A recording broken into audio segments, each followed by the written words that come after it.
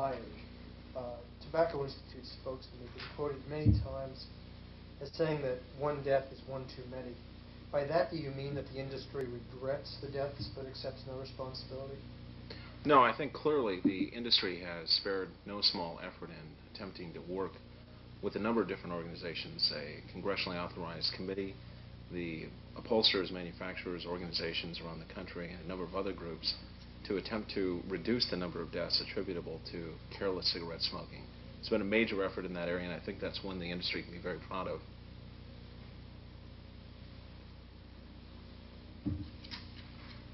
Scott, smokers are separated from non-smokers in airplanes and trains and a lot of restaurants. There's clearly a trend toward smoking policies in these places and in the workplace. We find polls suggesting even the majority of smokers favor smoking restrictions. And yet now the Tobacco Institute is helping companies develop smoking policies and even hands out its own model policy. Why does the Institute continue to oppose legislation? Wouldn't that make everybody's job a lot easier?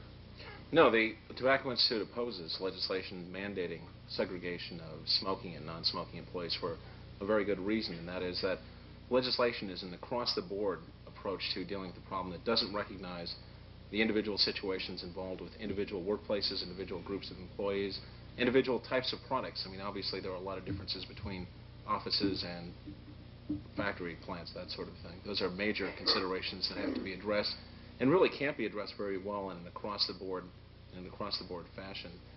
The industry is, however, working with individual employers, individual employees to address the questions and concerns they have about smoking in the workplace. We're working with industrial groups and individual employers to provide them with information about the possibilities, the range of possibilities in relation to smoking policies. But that's obviously a very different thing, working with individual companies with their individual set of concerns, than supporting broad, across-the-board legislation.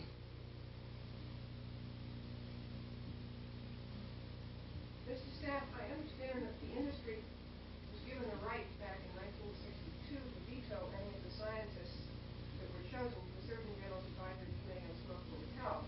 That's the group that wrote the Surgeon General's report on smoking and health, the first report. How then can it refuse to accept the findings of that group and of every Surgeon General's report since that smoking causes cancer, heart disease, and emphysema? We simply have the same set of questions about the reported correlations between smoking and a number of diseases that a whole range of prominent statisticians, scientists, researchers, and physicians do across the country. We neither claim that cigarettes are safe, we don't claim that they're unsafe. What we say is that there are a range of questions that have not yet been answered. The fact that those questions are still around are reflected as recently as the 1982 and 1983 hearings on new labels for cigarettes. In those hearings, there was evidence introduced from 60 individuals, 39 of whom raised serious doubts about the claims that were made in the new set of rotating labels. It's clearly the Tobacco Institute's role is not one of either encouraging cigarette smoking or discouraging people who wish to stop smoking. What we say simply is that we don't have the answers yet to the basic questions about the onset of cancer, the mechanisms that's involved, the mechanisms actually of the other diseases. Until we have the answers to those questions, we can't have the answers that'll follow. Scott, the current federal tax on a pack of cigarettes is 16 cents. Now, that tax rate was faded into the sunset, as they say, and dropped back to 80 cents on October 1st. Here it is December 16th. The tax is still 16 cents. What happened? Since October, there have been 3 separate extensions of the cigarette tax, allowing Congress to give fuller attention to the question of whether or not the cigarette tax should be extended. As I'm sure you're aware, in 1982, when the tax was doubled from 8 cents to 16 cents, the agreement was that it would expire, would sunset at the end of the 2-year budgeting period. Well, that point of reckoning has arrived, and the question now before Congress is whether or not the tax will be extended. In the crush of other matters that have been before Congress this year, we're talking about things like the tax reform proposals before Congress, the federal farm debate. The cigarette tax has been lost in the shuffle a little bit, and what's happened is basically that Congress has pushed back several times final consideration of what's going to happen with the tax.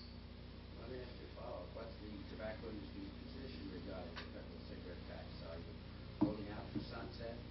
Generally, on the question of excise taxes, I think it's been clearly established that Excise taxes are the most regressive form of taxation imaginable. When you look at cigarettes, for example, cigarettes are the single most heavily taxed consumer product in the country. And I think that there's an economist at East Carolina University who probably put it best when he said that cigarette taxes don't produce tax revenue. All they do is take income from poor people. That's one of the things that clearly has emerged in the crush with the federal excise tax debate on cigarettes, that a great deal of the revenue comes from lower income and middle income individuals. It's a totally regressive system of taxation. Of course, this entire debate about extension of the cigarette tax is taking place in a greater context, and that greater context is in a total overhaul of the federal tax reform system in an effort to make it more fair, more uniform for all taxpayers. So the industry is for 8 cents. Our position always has been that excise taxation as a general principle is unacceptable.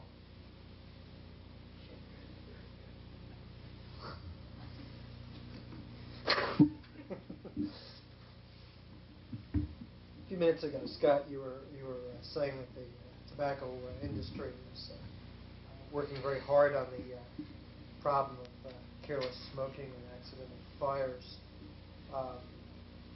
In fact, from what I've read, your fire education programs and all of it, just everywhere you look. How is it, though, that with all the problems that the tobacco industry has politically and with the news media, you never read anything good about tobacco, that you've made no effort to publicize in the general media all the good things that you're doing? Is it some reason, does this program involve some kind of political quid pro quo with the firefighters that you're trying to conceal? Not at all. In terms of the effectiveness of the program, the people who need to hear about the program, the fact that we're working with volunteer fire councils and other such groups, are actually the volunteer fire councils themselves. It's been estimated that the efforts that have been undertaken in this area have in part contributed to the 40% reduction that we've seen in the last few years in deaths attributed to careless smoking. And these programs have been directly credited for some of that decline. In other words, what's happening here basically is the people who need to hear about what we're doing are hearing about it and the program is working. If we're not getting the pats on the back that we might be getting in the general media, that's a whole separate question. Just as a means of following up on that, one of the more prominent groups is the International Association of Fire Chiefs. They had a resolution for a good long time in favor of self-extinguishing cigarettes, something that your industry is very much against. All of a sudden, a committee of that group came out with a report, and the report said maybe self-extinguishing cigarettes isn't such a good idea. That committee that put out that report was chaired by the chief of Milwaukee, a guy named Stapf, and it's been said that he's received money from the Tobacco Institute. Do you have any comment on that? I'm absolutely unaware of anything like that. What I can tell you, though, is that the Tobacco Institute, as is the case generally with firefighters, is waiting the verdict of a federally mandated commission which is studying the question of fire-safe cigarettes. It was created in 1984. It's expected to report to the American public in 1987, and they're looking very closely at the question of whether a fire-safe cigarette is possible.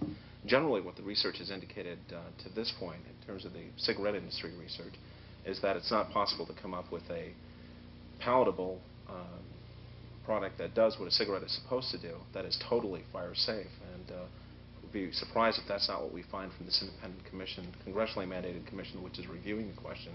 But it's difficult to say what they'll find, obviously, until they make the report in 1987. Scott, there are dozens of scientific studies to show a link between environmental tobacco smoke and health problems in non-smokers. Can you name for me any studies that show passive smoking is not harmful? Yes, I can point out the two most recent studies, as a matter of fact, that I've seen addressing two different questions. One, lung cancer, and the other, upper respiratory problems. The most recent study on lung cancer that I've seen was conducted by Lawrence Garfinkel and two other researchers, which looked at evidence from Ohio and New Jersey on non-smoking wives of smokers and analyzed the question of whether or not there was an increased risk of lung cancer. They found a slight increased risk, but they also reported at the same time that it wasn't statistically significant. In other words, we couldn't draw any conclusion that indeed there was an increased risk. That same sort of conclusion has been reached by the last 3 independent international conferences that have analyzed the question of environmental tobacco smoke. There was a group that met in Vienna in 1984, and groups that met in 1983 in Bethesda, Maryland. That group was sponsored by the U.S. Public Health Service. Group also in 1983 in Geneva, basically all coming to the conclusion that we haven't seen the evidence yet that cigarette smoke is indeed dangerous or harmful to non-smokers. I'd probably point out just one additional source, and that is the Consumer Reports article from February 1985, just a few months ago, which analyzed the whole range of evidence on this question and concluded that it's just not possible to reach any kind of firm opinion about the role of environmental tobacco smoke, the role that it plays in the health of non-smokers.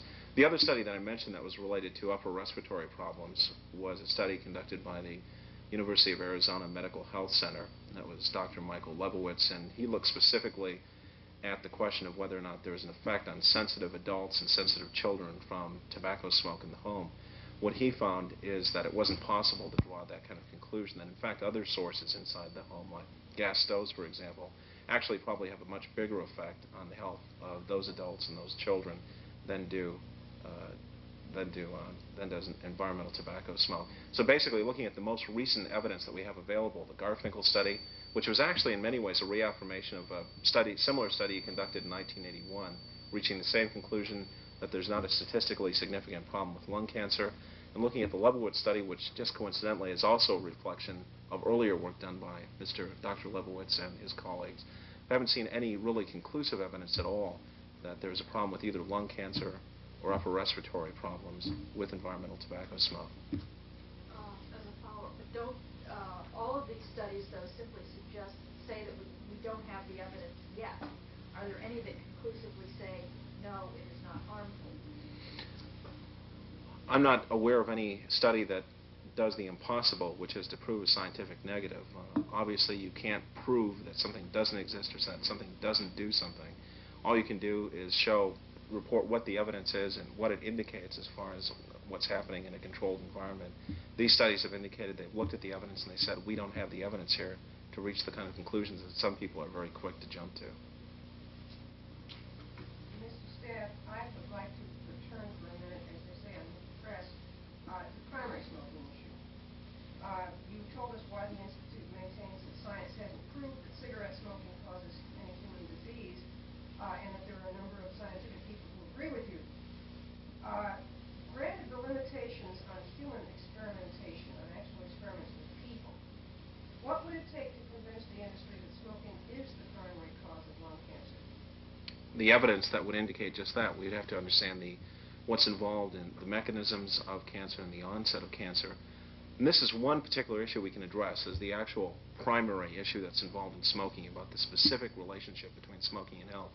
There's a secondary issue that also has to be addressed in this context, and that's the question of freedom of choice, which may not sound like it's relevant, but it is. The reason that it's relevant is that the vast majority of the American public is fully informed about what the Surgeon General has had to say. They're aware of the warnings, and in fact, as a matter of fact, when we're talking about the specific diseases that have been correlated with cigarette smoking, not only are the members of the general public aware of the fact those warnings are out there, but they also believe those warnings.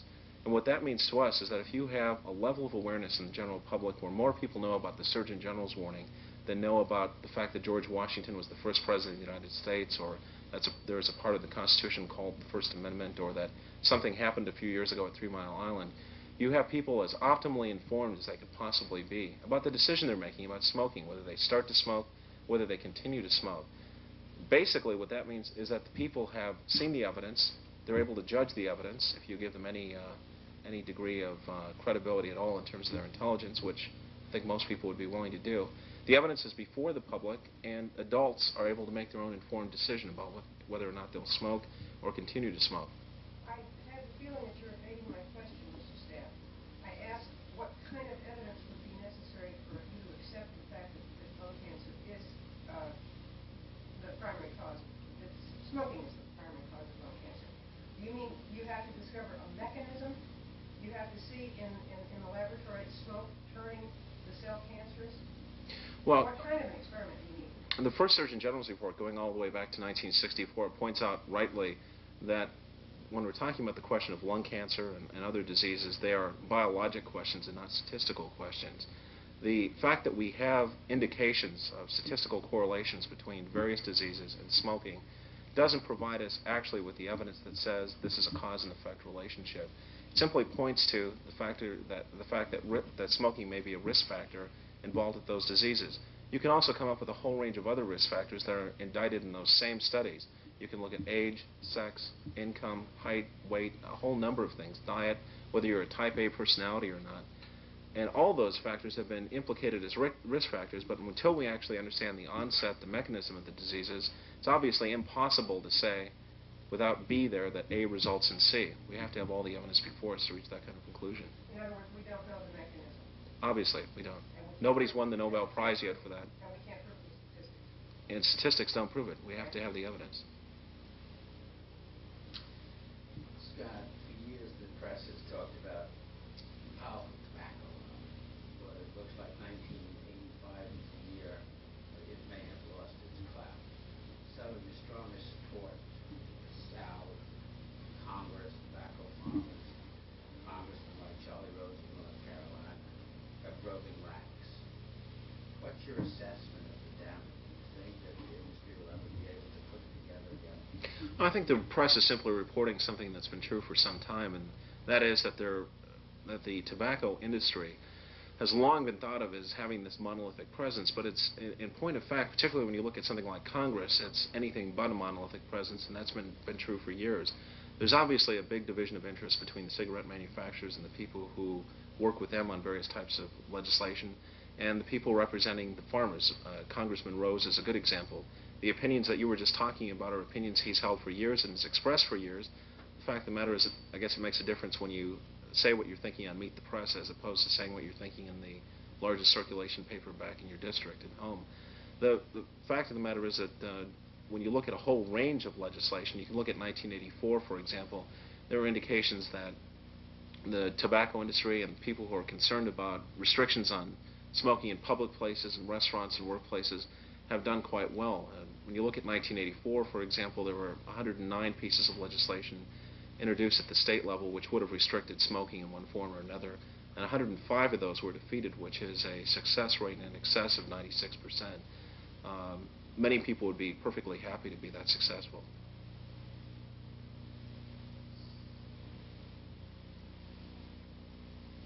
You know more about this stuff than most of us.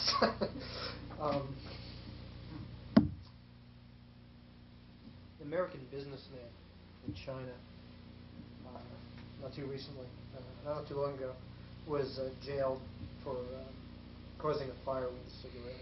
Recently was released. That fire killed 10 people. And do you think that that businessman was treated fairly, being thrown into jail for this? And would the industry support similar legislation holding smokers responsible for the loss of life and loss of property caused by careless smoking? To be honest, I've never analyzed that question, and I'm not aware that the Institute has, and I really can't give you an answer on that. What about you personally? How do you feel personally about that? Personally, I can see some cases where that might be justifiable, but again, all I can stress is that I haven't analyzed the question. I'm not aware that the Institute has, and it's really can't give you an opinion on it. Okay. Let me throw one more at you in this area. I've read a lot of the statements of the Institute going back a few years on the self-extinguishing cigarette.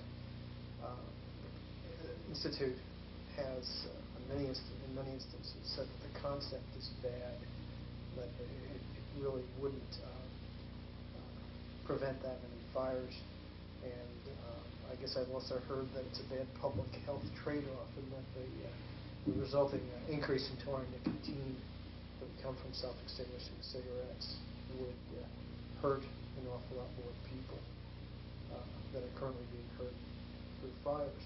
Now, if all that's so, why have cigarette companies patented specific self-extinguishing cigarette designs in the last year? I'm not aware, again, I hate to sound totally unresponsive, but I'm not aware of the fact that cigarette companies have done what you claim. As far as I know, there is no satisfactory self-extinguishing cigarette, even on the drawing board anywhere.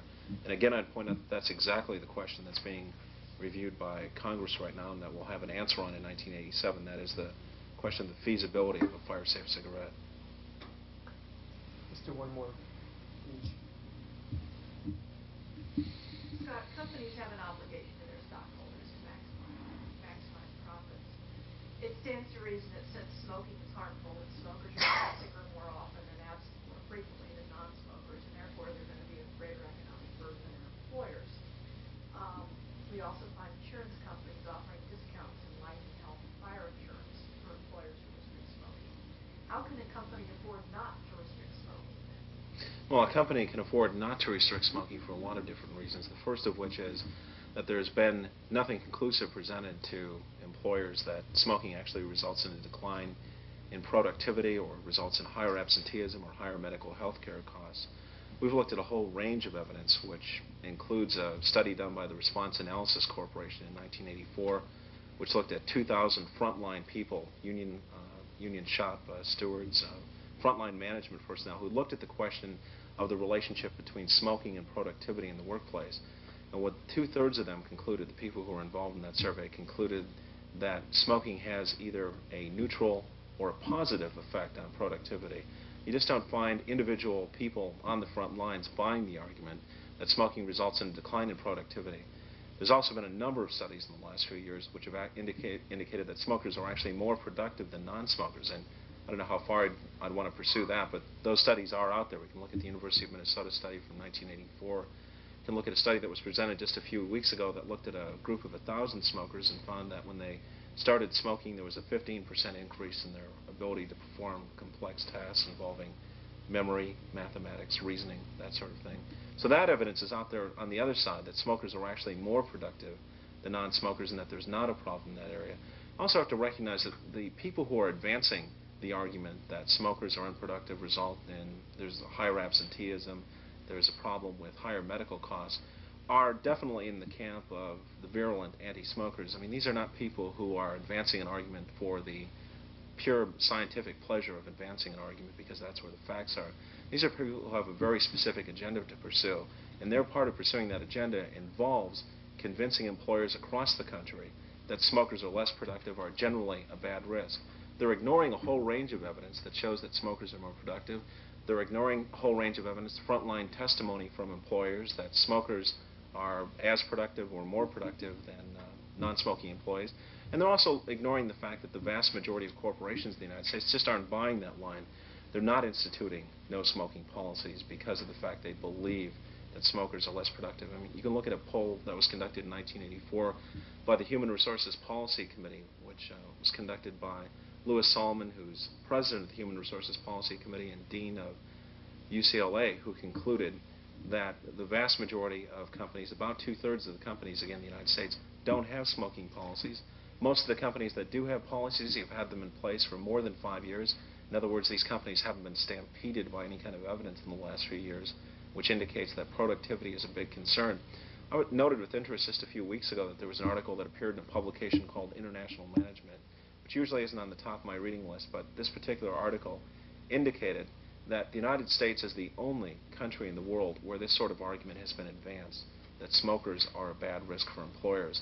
In employment circles in other countries that they pointed to, Western Europe, elsewhere in Asia, Africa, South America, not only is no one advancing this line, but nobody's buying it. And as we've seen from the Human Resources Policy Corporation study, that's just not the case. Corporations just aren't buying the lines that smokers are bad risk. I'm a smoker, and I think that I'm a hell of an employee and very productive. I think most smokers are. Let me ask you one follow-up. Insurance companies are also in the business to make money. An insurance company comes to me and offers me a 40% raise in my fire insurance premiums if I restrict smoking in the workplace. Tell me how I can afford to turn something like that down. The fact of the matter is that the majority of insurance companies are not offering those sort of breaks. There are some people within the insurance industry who claim that it's not possible to separate out the influence that smoking has on employee health and in the danger to the workplace in terms of the possibility of fire. Some companies won't even buy the argument that you can actually separate out from the evidence of the years and years in which they've been insuring people and individual businesses. And for everyone else in the world who isn't a smoker, the other 2/3 of the American population, something really to consider here, and that is the can of worms that's being opened up when we talk about insurance companies that are offering breaks, premiums for non-smokers. There's a University of Michigan group which just recently found a way, they claim, to separate out what the effect of having an employee who's overweight, has a bad diet, drives a hot car, skis, that sort of thing, what effect that'll have on your insurance costs. We start going down that path where we're talking about rewriting every insurance policy in America to reflect 5 or 6 different demographic characteristics for one individual or for a company. Obviously talking about a lot of people paying more for insurance who didn't even realize they had a stake in the question of the relationship between smoking and insurance policy premiums. But again, I just stress the simple fact that the majority of companies, in fact, the vast majority of insurance companies in the United States aren't offering those kind of breaks, and I'm sure for very good business reasons. We'll talk a little bit about the public service program that the Institute has in fire safety. I won't go into details of Helping East Side, which I have read and which I think is an excellent book. But the industry claims that its sponsorship of this program, of the guidebook and others to come, demonstrates the long-time policy of the industry against youth smoking. If the industry really doesn't want youth to smoke, why doesn't it support moves to make it more difficult for kids to get cigarettes, like minimum age laws for purchase of cigarettes, stricter penalties for sales and purchase violations, and prohibition of cigarette sales in vending machines? Well, the Tobacco Institute feels and has felt for quite some time that cigarette smoking is a custom for informed adults, and for more than 20 years, dating back to 1963, 1964, the industry has operated under a very strict self-regulatory code which covers a wide range of issues related to smoking in youths. There are very strict regulations on sampling practices by tobacco companies, restricting, almost eliminating for all practical purposes, the possibility that a youth could get a pack of cigarettes through a sampling vendor. There are very strict regulations on advertising. There's restrictions that the models who appear in the ads can't be and can't appear to be, for that matter, under the age of 25. You're really faulting an industry that has spent a great deal of time and money in trying to deal with what it views as a serious problem, and that's teen smoking. I'll grant you that the industry has said for a long time, and has said that it has demonstrated in practice for a long time, that it doesn't aim its messages towards kids. But why not help make it difficult for kids to get cigarettes by supporting the minimum age laws that almost every state has, some of them as low as 16? Why doesn't the industry take a public position on this? Well, I'm asking this because I'm curious myself, and I want to see what you say. I can think of a number of different reasons which are self-evident. Among them would be the fact that the restrictions don't work. I mean, clearly, since most states have restrictions on availability of cigarettes to teenagers, if those laws were working, you wouldn't have teen smoking. If the laws don't work, there's no reason to pass a law that isn't going to work. That's essentially, as a result of that, a bad law. Second thing is that you also run the very serious risk of increasing the allure of cigarette smoking by making it seem even more forbidden for teenagers than it already is. Of course, anybody who's worked with teenagers knows perfectly well that's exactly the way to get a teenager to do something, and that would be yet another reason for not pursuing those kind of laws. That sort of thinking, as a matter of fact, is what's really behind the Helping Youth Decide program that you referred to. It's an attempt to recognize that problem with dealing with teenagers, how they see forbidden products or undesirable types of behavior for teenagers as opposed to adults, that's a problem that is specifically addressed in the Helping Youth Decide literature, that program that you mentioned. Okay, one short follow-up question. I just want you to consider, because that was very helpful. What's the answer to... I'll discuss it with you later. Oh, I can see where Ms. Duffin here is the ace reporter for the Cleveland Blade Runner, because she practically stole my last question. But you say that the cigarette industry is opposed to teenagers. So then what's wrong with a high tax on cigarettes to deter young kids from taking up that? Well, the fact of the matter is that, according to a study that was done by the government in 1974, only 1 out of 10 teenagers actually buy the cigarettes that they smoke. Where they get them is from their parents, from friends, from a number of other sources. So imposing So imposing a tax on cigarettes would have virtually no effect Well, on teenagers since they don't purchase, since 90% of them don't purchase the cigarettes to start out with. They're getting them from adults, they're getting them from friends, from a number of other outlets. So would make the cigarettes more valuable to the people who are giving them away, and maybe deter them from giving them I don't know if it's a question of giving away or having them taken away. I'm not sure as in stolen. I don't think that would amount to a felony. Well, I don't want to get mixed up in criminal behavior. Certainly the industry doesn't countenance that. Countenance what? Criminal behavior, stealing cigarettes from parents. Absolutely not. Absolutely not. That's enough. That's enough. I'm rising yet.